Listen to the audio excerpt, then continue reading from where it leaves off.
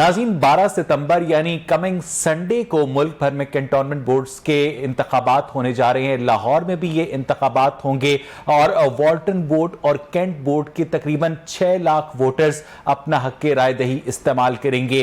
इन इंतखाबात में और बकिया इंतखाबात में क्या फ़र्क है उस पर भी हम बात करेंगे, लेकिन एक बुनियादी सवाल जो कि मुल्क के सियासी हलकों की जानिब से उठाया जा रहा है कि जब भी बल्दियाती इंतखाबात के इनेकाद की बात की जाती है तो गवर्नमेंट तरह तरह के हीले बहानों से काम लेती है। कभी कहती है कोरोना है, कभी कहती है कि मरदमशुमारी के तमाम तर जो आदादो शुमार हैं उस पर तमाम स्टेक होल्डर्स का इत्तफाक नहीं है। लेकिन कैंटोनमेंट बोर्ड्स के जो इंतखाबात हैं उनमें कोरोना भी नहीं है और जो मरदमशुमारी के नताइज हैं उन पर तमाम स्टेक होल्डर्स का इत्तफाक भी है। अब सूरत हाल यह है कि जो बकिया इंतखाबात होते हैं वो सुबह 8 बजे से 5 बजे तक होते हैं। ये इंतखाबात सुबह 8 बजे से 4 बजे तक होंगे।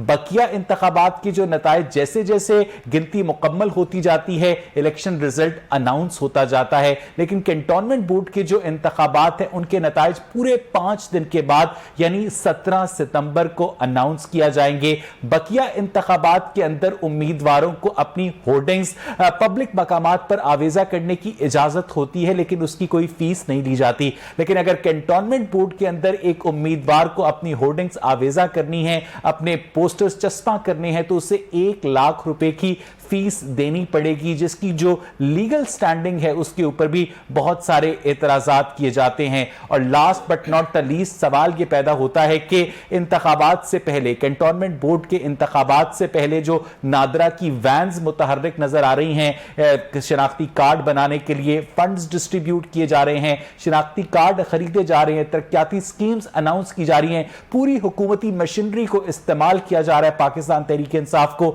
जितवाने के लिए, वो भी जमहूरियत की अपनी बका के लिए। एक लम्हा फिक्रिया, इस पर आज के प्रोग्राम में हम बात करेंगे। स्टूडियोज में हमारे साथ मौजूद हैं सीनियर सहाफी तज्जियाकार हमारे उस्ताद मोहतरम अमजद इकबाल साहब। अमजद साहब, हमेशा की तरह वेलकम टू द शो। ये बताइएगा कि ये जो कैंटोनमेंट बोर्ड के इंतखाबात होने जा रहे हैं, यहां पर ना कोरोना का खतरा है, ना जो मरदमशुमारी के नताइज हैं उनके ऊपर किसी किस्म का इख्तलाफ राय है, ये आखिर मामला क्या है अमजद साहब?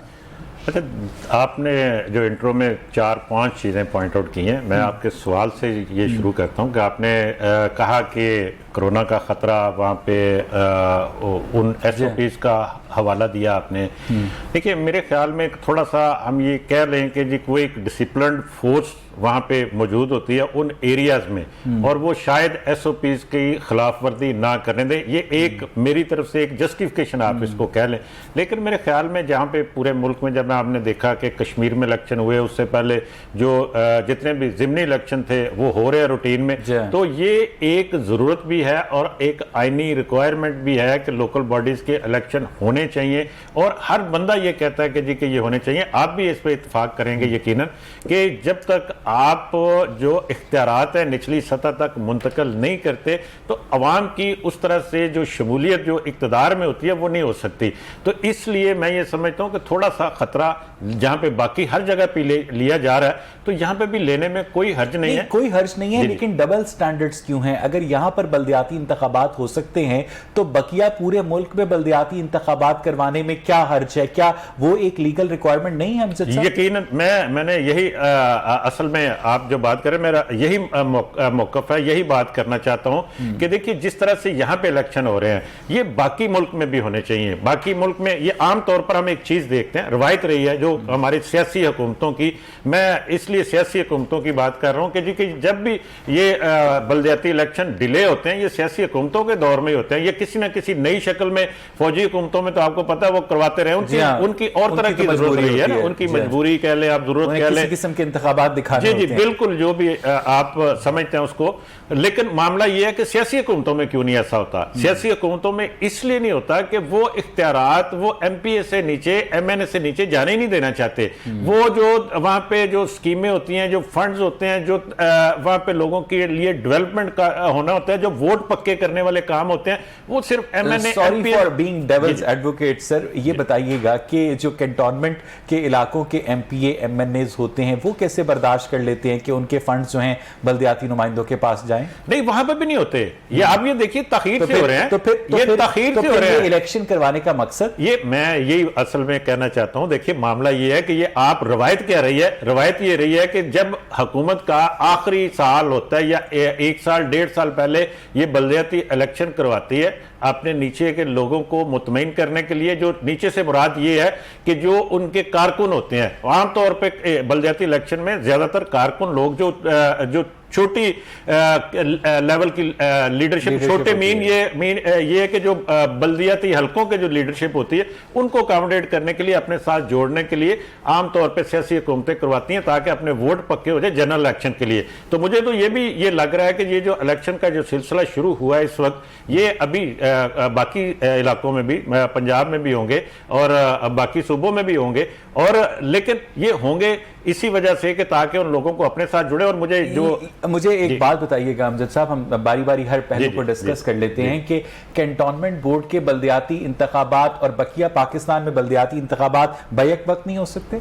नहीं, वो एक बोर्ड अलग है, वो एक बॉडी अलग है ना, उसको आप ये होने को करने को किए जा सकते हैं। ये बात आप जैसा मुझे एक क्विक कमर्शियल ब्रेक पर जाना है नाज़रीन, हम ब्रेक से वापस आएंगे तो हम बल्दियाती इंतखाबात जो कि कैंटोनमेंट बोर्ड्स में होने जा रहे हैं उस हवाले से अपनी डिस्कशन का सिलसिला आगे बढ़ाएंगे। Stay with us.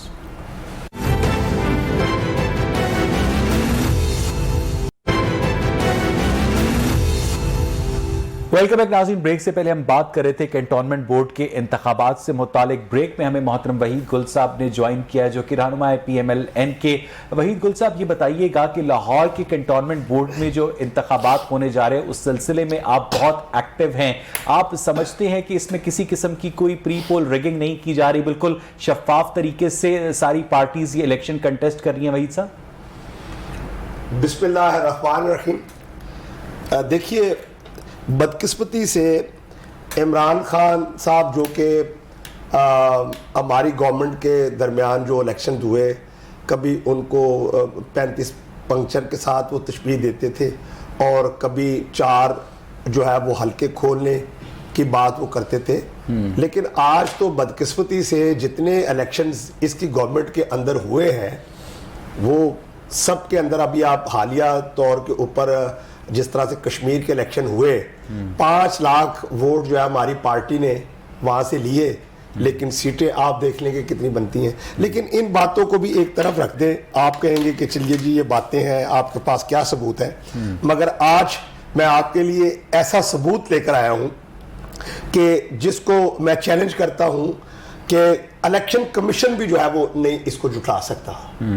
और ये इतनी बहुत बड़ी बात सामने आई है कि जब हमने तफसीली तौर के ऊपर लिस्टों का जायजा लिया है तो उसके अंदर जो है वो एक वार्ड के अंदर 2000 से जायद वोट जो है वो इस वक्त बाहर के इलाकों के जो है वो उसके अंदर वो शामिल कर दिए गए हैं। अब ये देखिए, एक इलाका है बाऊ वाला जो कि वार्ड नंबर 10 है, और वहां पर जो है वो वोट शामिल किए गए हैं।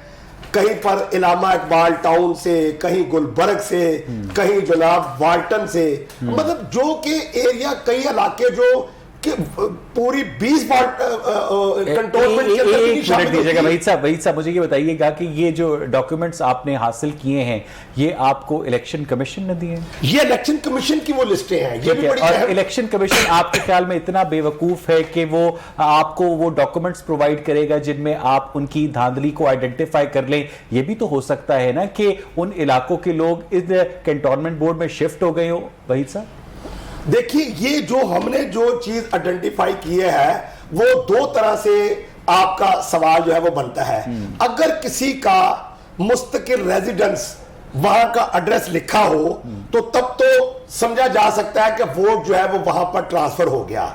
लेकिन वो लोग, जब हमने ये तहकीकात की तो पता चला कि वो कभी इस इलाके का हिस्सा ही जो है वो कभी जिंदगी में वो लोग जो है वो नहीं रहे। 2000 से जायद वोट, ये मैं अपनी तरफ से ये बनाई हुई लिस्टें नहीं है, ये वो लिस्टें हैं जो इलेक्शन कमीशन की तरफ से जो लिस्टें जारी हुई हैं कैंडिडेट वोटर लिस्ट। ये कौन सा वार्ड है? ये वार्ड नंबर 10 है। यानी वार्ड नंबर 10 में 2000 ऐसे वोट शामिल किए गए हैं और आप समझते हैं कि इन वोटों का फायदा यकीनन पाकिस्तान तहरीक इंसाफ को होगा। देखिए इसका तो फिर तो आप इलेक्शन कमीशन ऑफ पाकिस्तान की जानिबदारी के ऊपर भी सवाल उठा रहे हैं। देखिए मैं ये कहता हूं कि इन लोगों ने जो कुछ ये करने जा रहे हैं, अभी बात ये सिर्फ वोटर लिस्टों की नहीं है, बात ये है कि वहां पर जाकर देखिए कि इलेक्शन के अंदर कभी आपने देखा और सुना कि वहां पर तरक्याती काम हो रहे हो, जबकि 3 साल पूरे इन्होंने कोई तरक्याती काम नहीं किया। आज वहां पर जो है वो सड़कें बन रही हैं, आज बावदा जो है वहां पर पूरा जो है वो फाल जो है वो नजर आ रहा है। तो यानी बाकी साहब अगर किसी बहाने लोगों के काम होते हैं तो होने देना। देखिए ये काम करने वाले तो लोग ही नहीं है। अच्छा। ये तो अगर काम करने वाले होते तो 3 साल के अंदर, हाँ इन्होंने काम किया नहीं है, काम दिखाया जरूर है। काम इन्होंने ये दिखाया है। आपने ये जो आपने बताया कि वार्ड नंबर 10 के अंदर 2000 वोट आपने आइडेंटिफाई किए हैं जो कि इस इलाके के रहने वाले ही नहीं है, इसकी आपने किसी को शिकायत कंप्लेन दर्ज करवाई? देखिए मैं एक आपको अर्ज करूं, ये तो जब लिस्टों का जायजा लिया गया है तो कल मैं बजाते खुद कैंडिडेट के साथ जो है वो सीओ साहब को मिलकर आया हूं, जो कि इस वक्त जिनकी सुपरविजन के अंदर जो है वो इलेक्शन जो है वो कंटेस्ट होना है कंटोनमेंट का, तो उनको भी हमने जाकर ये शिकायतें जो है उन्होंने क्या तो वहां पर दर्ज करवाई है। लिस्ट के मुताल्लिक भी कहा है, तरक्याती कामों के उन्होंने कहा जी ये हमारा काम जो है वो नहीं है। यानी उन्होंने आपकी शिकायत को एंटरटेन करने से, कंसिडर करने से स्ट्रेट अवे इनकार कर दिया। उन्हें पता था कि आप पीएमएलएन से? नहीं, ये बात नहीं है। अच्छा। उन्होंने स्ट्रेट फॉरवर्ड इसके लिस्टों के बारे में ये जवाब दिया कि ये हमारा काम नहीं है, ये इलेक्शन कमीशन का काम है। फिर आपने इलेक्शन कमीशन से रब्ता किया? इलेक्शन कमीशन से हमारी टीम जो है वो ऑलरेडी पहले, इससे पहले भी राब्ते में थी और जो कानूनी इकदामात है वो तो हमने उठाने ही है। लेकिन बदकिस्मती से मैं बात ये कर रहा हूं कि अगर एक वार्ड के अंदर ये हालत है तो बाकी वार्डों के अंदर क्या होगी। और खास तौर पर ये जो मेरे पास लिस्ट है इसमें मर्द ही नहीं बल्कि खवातीन के वोट भी आपको खदशा है कि संडे वाले दिन जो लाहौर कैंटोनमेंट बोर्ड के इंतखाबात में रिगिंग के जरिए पीएमएलएन को हराया जाएगा और पीटीआई को जितवाया जाएगा? एक लफ्ज खदशे का आप अल्फाज इस्तेमाल कर रहे हैं। यकीनी तौर के ऊपर जो है वो इन्होंने जितने इलेक्शंस भी अभी तक हुए हैं उनके अंदर यही कुछ इन्होंने किया है। लेकिन तहरीक इंसाफ के दौर में कुछ ऐसे भी ज़मीनी इंतखाबात हुए हैं जो पीएमएलएन ने जीते हैं, तो वो कैसे? एक आपको अर्ज कर दूं, ये पंजाब की धरती है, ये लाहौर की धरती है और यहां मियां नवाज शरीफ साहब का हर सिपाही जो है वो इस वक्त जाग रहा है। और मैं ये बताना चाहता हूं आपके कैमरे को लेने के लिए मैं आगाह करना चाहता हूं कि अगर कोई इस किस्म के हुकूमत के अज़ाइम है तो वो इनसे बाज आ जाए। वो अगर आपको लगता है कि उन्होंने इतनी मेहनत की है, अगर उन्होंने इतनी मेहनत की है तो वो बाज आए। नहीं, ये तो आप हर इलेक्शन से पहले कहते हैं। आजाद कश्मीर के इलेक्शन के बाद क्या कर लिया आपने सियालकोट के इंतखाबात के बाद क्या कर लिया आपने? हर दफा आप यही कहते हैं। मैं समझता हूं कि इस वक्त दमादम दस्तकल अंदर करेंगे हमजा शहबाज शरीफ साहब और ख्वाजा साद रफीक साहब की क़यादत के अंदर जो है वो हमने हर वार्ड के अंदर हर पोलिंग स्टेशन के ऊपर जो है वो टीमें अपनी तयन कर दी है। इन वोटर्स को हम लोग जो है वो हर जो वोटर जो जाली पड़ेगा वहां पर उसको चैलेंज भी करेंगे और इलेक्शन रिजल्ट की हिफाजत भी इंशाअल्लाह ताला हम जो है वो करेंगे। चे जाके ये जिम्मेदारी नहीं हुकूमत की है। जो इलेक्शन आप लोग हारे उनमें आपने इलेक्शन रिजल्ट की हिफाजत क्यों नहीं की?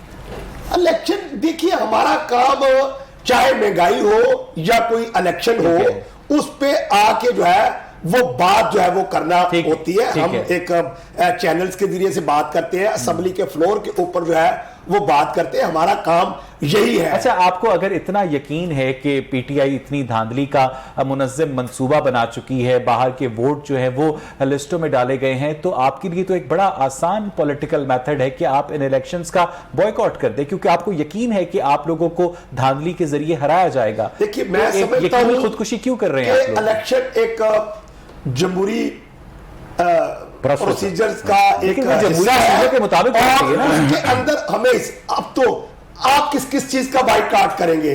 आप अदालतों का बाइकाट कर देंगे, आप जिंदगी का बाइकाट कर देंगे, क्या कह रहे हैं आप? कहां कहां पर हाइक हर जगह के ऊपर तो जो कुछ हो रहा है वो आप अमजद इकबाल साहब, बड़ी बड़ी अच्छी बात की वहीद गुल साहब ने कि हम किस किस चीज का बॉयकॉट करेंगे। हम एंटी नारकोटिक्स फोर्स का बॉयकॉट करेंगे, हम इदारों का बॉयकॉट करेंगे, हम इलेक्शंस का बॉयकॉट करेंगे। आप वाकई समझते हैं कि ये जो एलिगेशंस अमजद साहब, वहीद गुल साहब लगा रहे हैं कि इनको सीरियसली प्रोब होना चाहिए? देखिए, वहीद गुल साहब सियासी कारकुन हैं, लीडर हैं, और उनको इसी अंदाज में बात करनी चाहिए, और यकीनन उन्होंने इस पे काम भी किया होगा, और उनके पास जो सबूत हैं वो किसी बुनियाद पर ये बात कर रहे हैं ना, कैमरे के सामने बैठ के उनके पास ही होगा। लेकिन मैं जो समझ रहा हूं इस बात से, ये इलेक्शन कमीशन की तरफ से जारी करदा वोटर लिस्ट है, जो ये अब जो वोटर लिस्टें आ रही हैं ये कंप्यूटराइज्ड है, और हर एक के आगे आईडी कार्ड का नंबर भी लिखा होता है। ये इसको चेक कर सकते हैं कि क्या ये कहीं डुप्लीकेट तो नहीं हो गया, कि अब ये कहते हैं कि जी अगर किसी अल्लामा इकबाल टाउन में किसी का वोट दर्ज है तो उसका वोट कंटोनमेंट बोर्ड में भी दर्ज करवा दिया गया हो। आमतौर पर जो रवायत रही है यहाँ पे, हमारे जो तरीकाकार रहा है कि जी कि वो किसी कोई अपनी पसंद का, कोई मैं फर्ज करें इलेक्शन लड़ रहा हूं किसी खास हल्के से, मैं अपने रिश्तेदारों के अजीजों के वोट वहां पे कन्वर्ट करवाऊंगा, शिफ्ट करवाता हूं, आमतौर पे ये होता रहा है। और लेकिन मुझे पिछले वोट जो पीछे जो जहां पे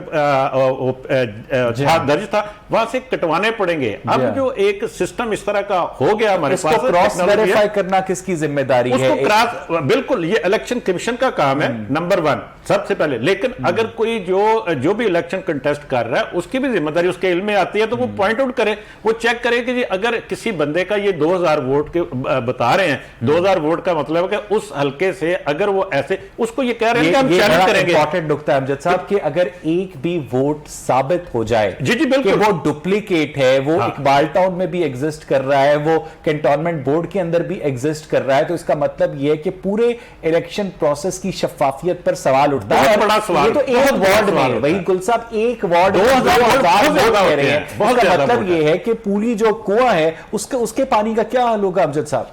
देखिए, बात मैं यही अर्ज कर रहा हूं कि देखिए ये बहुत ज्यादा है, एक वार्ड में 2000 वोटों का, इस तरह से जिस तरह से वहीद गुल साहब कह रहे हैं, ये तो इसका मतलब है ये जो मर्जी कर ले वहां से नहीं जीत सकते कभी भी, कि इतने वोटों का एकदम से। और फिर दूसरी बात ये जो कह रहे हैं ना कि वहां पे हम खड़े होंगे, ये उसको अगर उसके पास बंदे का वोटर लिस्ट में नाम मौजूद है, उसके पास आईडी कार्ड होगा, आप उसको चैलेंज कैसे कर सकते हैं? अच्छा वहीद गुल साहब, आपने ये कोशिश नहीं की, आपने इतनी मेहनत की, एक एक वोट आप लोगों ने चेक किया कि आप इनके जो पिछले एड्रेसेस हैं वहां पर जाकर पता करें कि वहां पर से वोट कटवाया गया है, ट्रांसफर किया गया है, या यहां पर ये डुप्लीकेट वोट का इंदराज किया गया है? ऐसा कोई एक तो केसेस आप करके देख लें तो आपको पता चल जाएगा। सवाल ये नहीं है कि उन्होंने वहां पर वोट कटवाया है या नहीं कटवाया, सवाल ये है कि मोहम्मद रजा जो कि इलामा इकबाल टाउन में फर्ज करो रहता है और वो कभी भी इस इलाके का रहायशी हिस्सा नहीं रहा, उसका वोट वहां से इस वार्ड के अंदर जो है वो मुंतकिल किस बुनियाद के ऊपर हो गया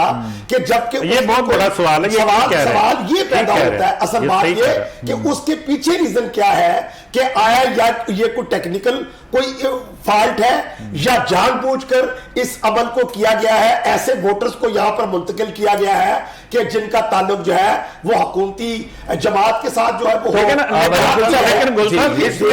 इसमें चेक करना किसकी जिम्मेदारी? इसमें जो नई जगह पे वोट का जब इंदराज होता है तो वहां पे एक एड्रेस देना पड़ता है कि जी कि मैं अब यहां से यहां मुंतकिल हो गया हूं, यहां पे शिफ्ट हो गया हूं, मेरी रहाइश अब यहां पे, लिहाजा मेरा यहां पे वोट दर्ज किया जाए। इसमें अहम सवाल यह है कि आप इस लिस्ट के अंदर देखेंगे कि यानी उसका बोल रहा है मकान नंबर 39 मोहल्ला Allama Iqbal Town College Block Lahore. अगर एड्रेस इसके ऊपर ये लिखा हुआ है तो इस एड्रेस की रूह से उसका वोट जो है, मुझे मैं आपकी बात समझ गया वहीद साहब, आपने अपनी यकीनन जो ख्वाजा साद रफीक और पीएमएलएन की सीनियर लीडरशिप है उन्हें भी इस मामले का बताया होगा। पीएमएलएन की सीनियर लीडरशिप ने अभी तक इस मामले को मीडिया के ऊपर डिस्क्लोज शायद नहीं किया है, आप पहले आदमी हैं जिन्होंने इस मामले को डिस्क्लोज किया है। क्या आपकी बात के नतीजे में यह समझा जा सकता है कि आप लोगों के ख्याल में election commission of Pakistan PTI के साथ मिला हुआ है? देखिए, हम बराह रास्त ईमानदारी से ये आपकी बातों का यही मतलब था। ये बात नहीं है। बात यह है कि मैंने यहां पर अपनी बात के तनाजर के अंदर दो बातें कही हैं। खाली इलेक्शन कमीशन का इसके अंदर एक रोल नहीं है। अब तो मेरा ख्याल है कि शनाख्ती कार्ड का एक बहुत बड़ा तो जो है, मैं अपना सवाल रिपीट उसके करता हूं, अंदर क्या जो है वो इलेक्शन है। कमीशन और नादरा जो है पीटीआई के साथ मिले हुए हैं? देखिए, मैं ये अभी जब तक ये इस बात की पूरी तहकीकात जो है वो नहीं हो जाती, मैं कोई ऐसी बात जो है आप फिर एलिगेशंस क्यों लगा रहे हैं? मैं एलिगेशन तो मैं सबूत की बुनियाद के ऊपर बात कर, इन सबूतों की रोशनी मैं में तो अगर- इन सबूतों की रोशनी में ये कहा जा सकता है कि इलेक्शन कमीशन और नादरा पीटीआई के साथ मिले हुए हैं? अब ये तो जवाब नादरा को और इलेक्शन कमीशन को देना चाहिए कि ये किन वजूहात की बुनियाद के ऊपर इस तरह से हुआ है। ये जवाब तो लेकिन बेहतर था आपके कि ख्याल में आप उनके नुमाइंदों से उनसे हम ये जवाब बात लेंगे, करें यकीन है। और हम उनको ये सबूत हमने उनसे दें और मुताबिक वो बार उसके राब्ता मुताबिक करने बात की करें। कोशिश की, लेकिन पीटीआई ने इसके ऊपर मौकफ देने से गुरेज किया। अमजद इकबाल साहब, अगर ये हाल है मुल्क में इलेक्शन का, तो जो इलेक्ट्रॉनिक वोटिंग मशीन है जिसके बारे में कहा जा रहा है कि एक जगह पर बैठ के सारे सॉफ्टवेयर को कंट्रोल किया जा सकेगा, उस इलेक्शन में क्या हाल होगा? ये तो वहीद गुल साहब के पास पेपर आ गया, उसमें तो इनके पास ये पेपर भी नहीं आएगा।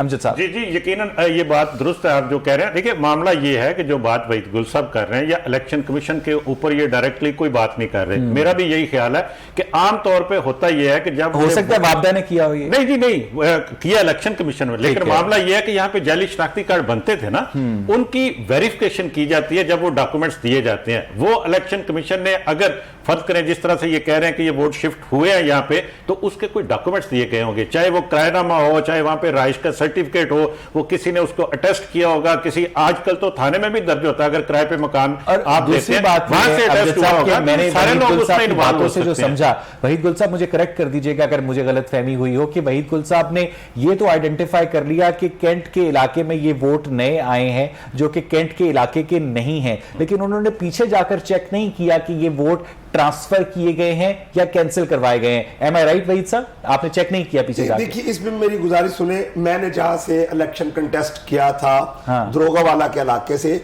उसके वोट भी जो है वो इसके अंदर शामिल है। इन वोटों को आपने पीछे जाके चेक किया कि वहां से कैंसिल हुए या ट्रांसफर हुए? किया कि नहीं किया? नहीं, मेरी तरफ गुजारिश सुने, ये मेरी जिम्मेदारी नहीं है। आपकी जिम्मेदारी इल्जाम लगाना? मेरी ये जिम्मेदारी नहीं है कि मैं ये चेक करूं जाके कि वहां से वोट ये कैंसिल अगर ये डबल वोट ना हुआ, कैंसिल होकर ट्रांसफर हुआ हो, तो ये सारी आपके ऊपर मॉरल रिस्पॉन्सिबिलिटी आती है कि मैंने एक लिस्ट को चेक किया है और उसमें मैंने देखा है कि ये वोट जो है वो इस लिस्ट के हिस्सा नहीं होना चाहिए। अमजद साहब, आप सामने एक वसी सहाफती तजुर्बा रखते हैं, अगर इलेक्शन कमीशन ऐसा कोई काम करेगा तो वो इतना कच्चा काम तो नहीं करेगा ना कि वहीद गुल साहब उसको पकड़ लें? यकीनन आप दुरुस्त कह रहे हैं, मैंने तो पहले भी ये अर्ज किया है। देखिए, वो कुछ ना कुछ उसको डॉक्यूमेंट्स दिए गए होंगे अगर ऐसा हुआ है जो कि वहीद साहब कह रहे हैं। जी बिल्कुल। और इसमें एक चीज जो चांस हो सकता है, मैंने वहीद गुल साहब से पहले भी बात कर रहा था कि ये एक चांस हो सकता है कि उनके आईडी कार्ड के ऊपर पुराना एड्रेस, वो वहां पे रहते हो, अब वो यहाँ पे शिफ्ट हो, ये कहते हैं वहां पे है ही नहीं, वो वहां पे उनकी राइश ही नहीं है। ये एक और बात है। इसका मतलब है कि वहां पे फेक डॉक्यूमेंट्स दे के तो लोग बहुत कोई पासपोर्ट बनवाते रहे हैं, यहाँ पे शनाख्ती कार्ड बनते हैं, यहाँ पे इसी तरह ये वोट भी वहां पे शिफ्ट करवाए गए, इलेक्शन के बाद ये वापस चले जाएंगे वहां पे दोबारा से। ये भी एक वही सब यही सवाल आपसे कि अगर आपकी बात को 100% दुरुस्त तस्लीम कर लिया जाए और इन कागजात के पीछे, इन 2000 वोटों के पीछे वार्ड नंबर 10 में वाकई किसी का हाथ है, तो जिस किसी ने भी ये काम किया है उसने इतना कच्चा काम किया होगा कि उसको आप ये वैसे मैं माजरत के साथ वही साहब मैं ये कहता हूं कि ये जो अगर जिस तरह कह रहे हैं कि वही साहब कि ये हुआ है, तो ये बड़ा कच्चा काम। एग्जैक्टली, ये बहुत कच्चा काम। एग्जैक्टली वही साहब, मुझे बताइएगा कि उसने वाकई इतना कच्चा काम किया होगा। बात यह है कि बात कच्चे और पक्के की नहीं है। बात यह है कि मैंने कोई ये एक लिस्ट का मामला खाली नहीं है, जिस तरह से मैंने आपको तरक्याती कामों की बात की है, दूसरी चीजों की बात की है वहां पे, तो ये सब कुछ जो है इलेक्शन से पहले जो कुछ है, ये भी तो एक धांधली के जमरे के अंदर जो है वो चीज जो है वो आती है, इसमें तो कोई दो राय नहीं है। और वो इससे पहले प्रीवियस जो कुछ हो चुका है, कश्मीर के इलेक्शन हो या कोई दूसरा जिमनी इलेक्शन हो, वहां सब कुछ ये हथकंडे जो है वो इस वक्त वो खुले आम जो है वो हुकूमत पीटीआई की जो है वो इस्तेमाल करती हुई नजर आ रही है। तो आप क्या समझते हैं कि आपको इन इंतखाबात के अंदर फिर भी जाना चाहिए? देखिए, हम तो ये नहीं चाहेंगे कि हम इंतखाबात के अंदर ना जाएं, मगर हम ये जरूर चाहेंगे कि इंतखाबात जो है अच्छा, आपके इल्जामात सुनकर शायद पाकिस्तान तहरीक इंसाफ ने भी आपको जवाब देने का फैसला किया है। मेरे साथ टेलीफोन लाइन पर इस वक्त मौजूद हैं मोहतरम आमिर कुरैशी साहब, डिप्टी जनरल सेक्रेटरी हैं पाकिस्तान तहरीक इंसाफ लाहौर के। आमिर कुरैशी साहब, आपको मेरी आवाज आ रही है? जी जी बिल्कुल। आमिर, यहाँ पर बहुत सीरियस एलिगेशन आयद किया गया है वहीद गुल साहब की जानिब से। तमाम तर पार्टी इख्तलाफात के बावजूद आप यकीनन जानते होंगे वहीद साहब को कि वो एक सीनियर पॉलिटिकल वर्कर हैं, उनकी खिदमात है पाकिस्तान में जमहूरियत के लिए। वो कुछ पेपर्स अपने साथ लाए हैं आमिर। उन्होंने कहा है कि कैंटोनमेंट बोर्ड में वार्ड नंबर 10 के अंदर सिर्फ एक वार्ड के अंदर 2000 ऐसे वोट शामिल किए गए हैं जो कि कैंटोनमेंट के इलाके के रिहायशी ही नहीं है। इसके अलावा आमिर कुरैशी, जो वहां पर तरक्याती काम हो रहे हैं, उनके बारे में क्या कहेंगे कि आप लोग प्री पोल रिगिंग कर रहे हैं वहां पर? ये यकीन माने कि हमारे लिए बड़ी अचंभे की बात है जो इन्होंने ये काम किए हुए हैं ना मुस्लिम लीग नून ने वोटों के। मैं जाहिर है कि एज ए पार्टी वर्कर एक जगह पे मैं भी काम कर रहा हूँ इसी हल्के के अंदर, तो ये तो यकीन माने कि इन्होंने बड़ी बड़ी सुभान अल्लाह जो वोटर लिस्टों में इन्होंने फुटारियां की हैं। अगर हमारे इस तरह के कोई अगर हम कोई इलेक्शन जीत जाए जिमनी इलेक्शन, तो इनको बातें याद आ जाती हैं। आज ये बताएं कि जब मुस्लिम लीग नून का दौरे हुकूमत था तो कितने जिमनी इलेक्शन हुए और कितने मुस्लिम लीग नून उसमें से हारी। और आप हमारा ट्रैक रिकॉर्ड निकाल के देख ले कि कितने जिमनी इलेक्शन हुए। हम एक सियालकोट का इलेक्शन जीतते हैं तो इनको बहुत आप लोगों की गवर्नमेंट, आमिर कुरैशी मुझे ये बताइएगा कि मेरा एक डायरेक्ट सवाल किया है, आप उसका इनडायरेक्ट जवाब दे रहे हैं कि एक वार्ड के अंदर 2000 वोट डाले गए हैं ऐसे जो कि उस इलाके के रिहायशी नहीं है। उसके अलावा पीटीआई की गवर्नमेंट कैंटोनमेंट के अंदर जो तरक्याती काम करवा रही है, क्या ये इलेक्शन कमीशन के कवानीन की खिलाफ वर्जी नहीं है आमिर? खुल्ला इसको बंद किया हुआ है। कहां पे काम हो रहे हैं? जी बताइएगा वहीद गुल साहब, बताइए। बहुवाला के इलाके के अंदर जी इस वक्त पुरानी तस्वीरें नहीं आमिर कुरैशी मेरी बात सुने। आमिर कुरैशी, द न्यूज की स्टोरी है 3 दिन पहले की जो कि पब्लिश हुई है कि कैंटोनमेंट बोर्ड के अंदर पाकिस्तान तहरीके इंसाफ तरक्याती काम करवा रही है। उसके अलावा नादरा की वैन्स खड़ी हुई हैं, बाकायदा टास्क सौंपा गया है कि आपने शनाख्ती कार्ड खरीदने हैं। इतना सीनियर इन्वेस्टिगेटिव एक जर्नलिस्टिक इदारा ये बात कर रहा है, ऑपोजिशन ये बात कर रही है, तो आप उसको ऐसे स्ट्रेट अवे नहीं छुटला सकते आमिर। सबसे बड़ी बात यह है कि ट्रांसफार्मर किसी इलाके में अगर कहीं जल जाए, लाहौर में कहीं पर भी, नहीं तो 3 दिन से पहले इस वक्त स्पेशल ऑर्डर किए गए। यकीन करें आपकी बात सुनी गई है, आप लेट हिम आंसर। जी आमिर साहब जी। अच्छा देखिए, अगर ये आज से इन्होंने वावेला चुके, इनको अपनी हैसियत का पता चल चुका है कि कैंटोनमेंट बोर्ड में अब क्या इनकी सूरत हाल है। मैंने अगले दिन ख्वाजा साद रफीक साहब की एक फुटेज आपने भी सोशल मीडिया पे देखी होगी कि लोगों ने जहां पे चोर के नारे लगाए, ये कंपेन करते हुए ख्वाजा साहब गलियों में फिर रहे थे, तो लोगों ने आगे से नारे लगाए। इनके एमएनए क्या, इनके एमपीए क्या, सारे लोग फील्ड में निकले हुए हैं। मैंने अपनी आंखों से देखे हैं, जलसे कर रहे हैं, सारा कुछ कर रहे हैं। हमारा देखे कौन सा एमपी एमएलए फील्ड में उतरा, कौन सा मिनिस्टर हमारा कैंपेन के लिए निकला। आपका तो प्राइम मिनिस्टर पाकिस्तान इस काम के लिए आया है। गवर्नर हाउस के अंदर जो है वो जो आपके कैंडिडेट आपके खिलाफ खड़े हुए हैं उनको दिखा रहे हैं। प्राइम मिनिस्टर साहब को कोई काम नहीं है। हाँ एग्जैक्टली। गुल साहब उनकी बात सुन ले। जी जवाब ले लिया करे, जज्बाती ना हुआ करे। मैंने बड़ी दफा आपसे रिक्वेस्ट की है। तो देखिए, इनके तो सारे लोग निकले। देखिए, राइट हमें पूरा है, हमारे जो लोग हैं वर्कर काम कर रहे हैं। बिल्कुल कोई किसी जगह पे भी मेरा नहीं ख्याल को कोई तरक्याती, यहाँ जो मोहल्लेदार है तो मिलकर को अपना काम करवा रहा हो, उसमें मैं नहीं कह सकता कि किसी ने मिलजुल के को ऐसा काम किया हो। लेकिन गवर्नमेंट का बिल्कुल सिरे से दूर दूर तक इससे ना किसी तरक्याती काम से कोई ताल्लुक है और ना दूसरा। जरा गुजारिश सुन ले, ये जो वोटर लिस्टों वाली कहानी है, ये तो हमारे लिए भी बड़ी हैरान कुछ चीजें, बहुत हैरान कुछ चीजें निकल रही है। इन्होंने इनके बंदे कहाँ पे है, वोट कहाँ पे निकलते हैं, और ये तो बड़ी इनकी जो टेक्निकल वो उसको बोलते हैं टर्न क्या है, वो जो इलेक्शन की इंजीनियरिंग है वो सारी साइंसें अमजद इकबाल साहब आपने आमिर कुरैशी साहब का जवाब सुना, आपने वहीद गुल साहब के एलिगेशन सुने।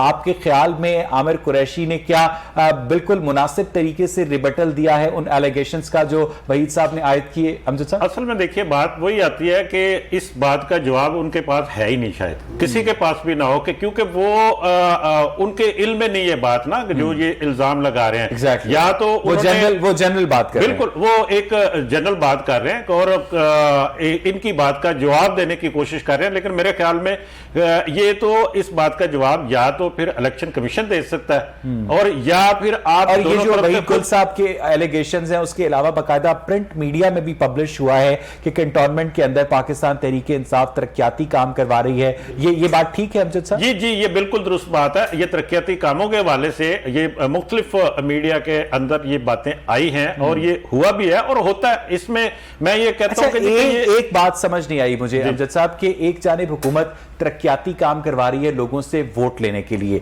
यानी उसका मतलब है कि वोट लिए जा सकते हैं, दूसरी जानिब वो वहीद गुल साहब के बकौल जाली वोट भी शामिल कर रही है, यानी वो दोनों ऑप्शंस यूज कर रही है कि असल वोट भी पकड़े जाएं और नकली वोट भी डलवाए जाए। राइट अमजद साहब? असल में देखिए बात यह है कि ये बड़े सेंसिटिव इलेक्शन है। आप इसको चूंकि ये लोकल बॉडीज के इलेक्शन है, चाहे ये कंटोनमेंट बोर्ड के हो, चाहे आने वाले बल्दियाती इलेक्शन। मैंने शुरू में आपसे बात की थी कि ये इलेक्शन से साल डेढ़ साल पहले आमतौर पर करवाती हैं सियासी हुकूमतें। उसकी रीजन है इनकी बुनियाद के ऊपर ये एक ग्राउंड बनती है, एक बेस बनती है अगले जनरल इलेक्शन की। आपको जो रिजल्ट मिलेगा इन बल्दियाती इलेक्शन में, उसकी बुनियाद पर आपके जनरल इलेक्शन की कैंपेन बननी है। और इसमें हुकूमत, सीधी बात है कि जो भी हुकूमत है इसमें, चाहे वो पीटीआई की है चाहे नून लीग की भी रही है, नून लीग के दौर में भी ऐसा ही होता है, जीत कर भी जनरल इलेक्शन हार गई थी वो। ये तो बात फिर पब्लिक ने देखना होता है ना कि पिछले 4 साल के अंदर या 3 साल के अंदर। आमिर कुरैशी, आपने मेरी बात पर यकीन नहीं किया, आपने वहीद साहब की बात पर यकीन नहीं किया, आपने द न्यूज की स्टोरी पर यकीन नहीं किया। अमजद इकबाल साहब भी एक अखबार के एडिटर हैं, उन्होंने इस बात की तायद की है कि आप लोगों के जो तरक्याती काम है बहुत तेजी से जारी हैं। नादरा की वैन्स खड़ी हुई हैं, बाकायदा कैंटोनमेंट के एरिया में लोगों के शनाख्ती कार्ड बनाए जा रहे हैं। कहां तक डिनाई करेंगे आप आमिर साहब? जरा गुजारिश सुन लें, अमजद साहब मेरे बड़े इंतहाई मुहतरम है और मैं जरूरत नहीं कर सकता इनके सामने कोई जवाब देने की, इंतहाई अदब के साथ, कि शायद मैं ये कह रहा हूं कि कोई स्कीम चल रही हो, बल्कि मेरा ख्याल है कि जो सारी स्कीमें हैं वो बंद कर दी गई हैं। मैं इस वक्त भी वार्ड नंबर 7 में मौजूद हूं, मुझे किसी जगह पे कोई ऐसा काम नजर नहीं आया। दूसरा जो वैन वाले है ना कि आईडी कार्ड बनाना, वो खरीदने का तो काम हमेशा से मुस्लिम लीग नून कर रहा है, ये वोट भी खरीदते रहे हैं और ये उसकी सपोर्ट भी खरीदते रहे हैं और ये पूरे एमएनए खरीदते रहे हैं। ये मेरा ख्याल है पीटीआई के इस तरह का कभी भी वतीरा नहीं रहा। आप इस जो हल्का है इसको जरा समझ लें, ये यहाँ से इसका काफी हिस्सा ऐसा है जिसमें से प्राइम मिनिस्टर ऑफ पाकिस्तान ने भी इलेक्शन लड़ा और यहाँ से जीता, उसके बाद जिमनी इलेक्शन यहाँ पे हुआ और जिसमें से ख्वाजा साद रफीक साहब यहाँ से जीते हुमायूं अख्तर साहब के मुकाबले में। तो मेरा ख्याल है यहाँ पे मुकाबला ऑलरेडी बड़ा नेक टू नेक है और अब जो गवर्नमेंट की पॉलिसीज है, जो पिछले दिनों से सारे मामला चल रहे हैं, वेव जो है, देखिए ये बड़ा एक इफेक्ट होता है किसी भी इलेक्शन के अंदर कि आपका जो मेन स्ट्रीम का लीडर है वो निकल के बाहर आए। और आज ये इनके मियां मोहम्मद नवाज शरीफ साहब, अमजद साहब आपकी बात पर रिस्पांस देना चाह रहे हैं। जी अमजद साहब। अच्छा देखिए बात यह है कि जो तरक्याती स्कीमों के हवाले से मैं सिर्फ छोटी सी बात यह कहना चाहता हूं कि बाज़ ऑनगोइंग स्कीमें होती हैं जो पहले से चल रही होती है। मेरा ख्याल है कि बल्दियाती इलेक्शन हो या कंटोनमेंट बोर्ड के होंगे या ज़िमनी इलेक्शन हो, उसकी वजह से उन स्कीमों को क्यों रोका जाता है? नई स्कीम्स नहीं बननी चाहिए, लेकिन उन स्कीमों को तो जारी रहना चाहिए। उनके लिए फंड जारी होते हैं, उनको आप तखीर क्यों 3 महीने की 2 महीने की यहाँ पर एक ब्रेक ले रही है नाज़रीन। ब्रेक से जब हम वापस आएंगे तो जो वॉल्टन एयरपोर्ट का इशू है कि उसकी जमीन जो है वजीर आजम इमरान खान अपने कुछ दोस्तों को देना चाहते हैं, उस सारे मामले का इन कैंटोनमेंट बोर्ड के इलेक्शंस पर अगर एक रियल पॉलिटिकल वेव आती है, कोई नेगेटिव असर मुरत्तब हो सकता है। इस पर बात करेंगे एक ब्रेक के बाद। Stay with us.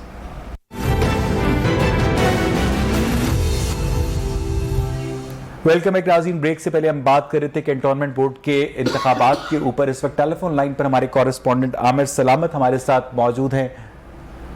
आमिर सलामत से भी हम राब्ता कायम करेंगे। इस वक्त पाकिस्तान तहरीक इंसाफ लाहौर के deputy general secretary Aamir Qureshi भी हमारे साथ मौजूद हैं, उनसे भी बात करेंगे।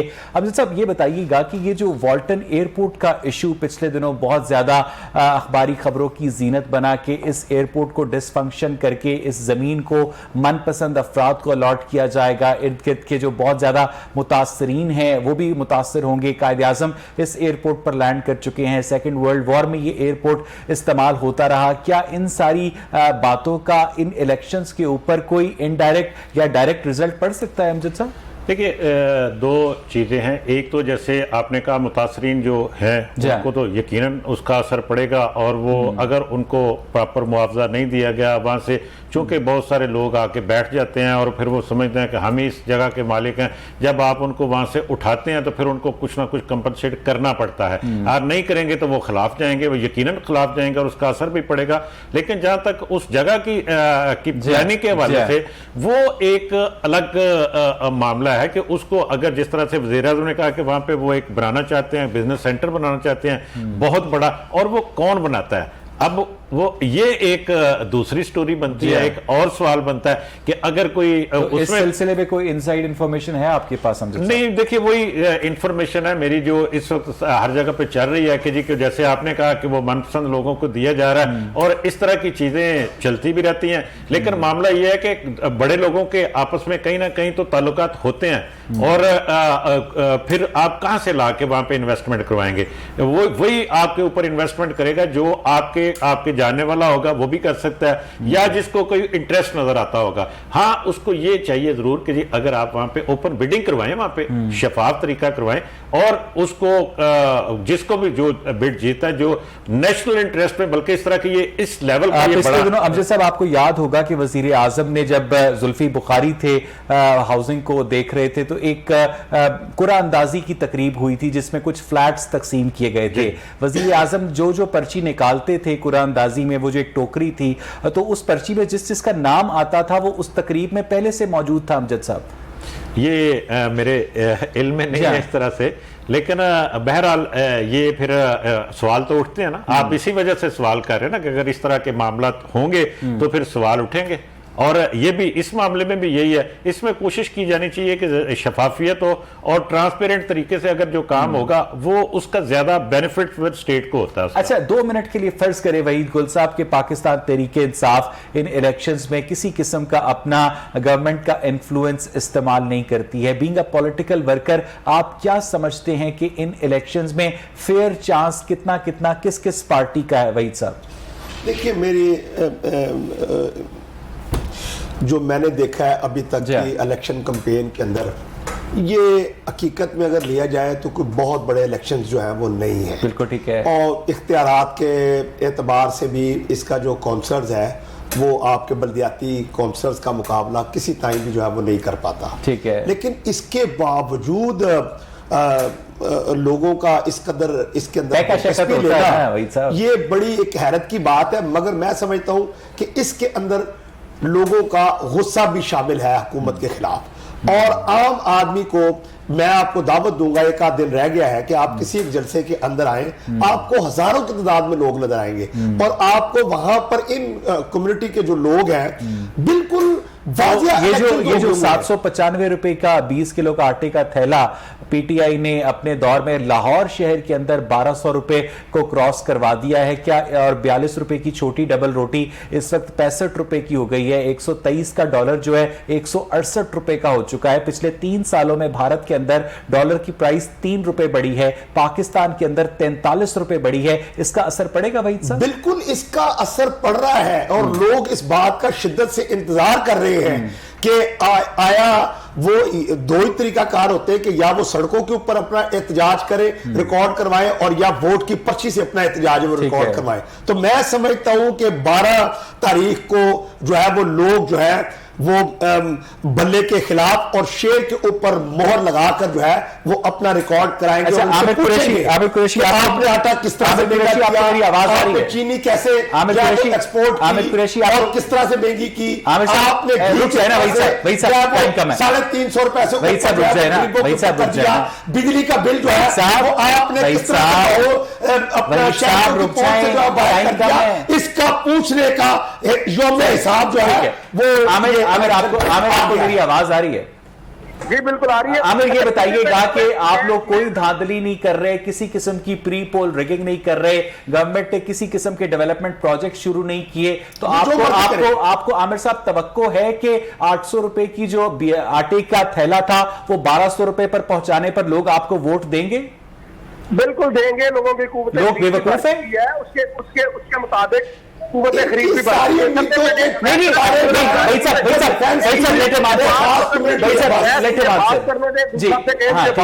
जी आमिर साहब, देखिए सबसे पहले तो मैं रिस्पॉन्ड करना चाहूंगा। अभी अमजद साहब ने गुफ्तगू की सीबीडी के ऊपर। नहीं, मुझे आप पहले मेरी बात का जवाब दे देना कि आपने 3 सालों में आटे का 20 किलो का थैला 450 रुपए महंगा कर दिया, 6 रुपए की रोटी 12 रुपए पर पहुंचा दी। क्या ये परफॉर्मेंस लेकर आप लोगों के सामने जा रहे हैं?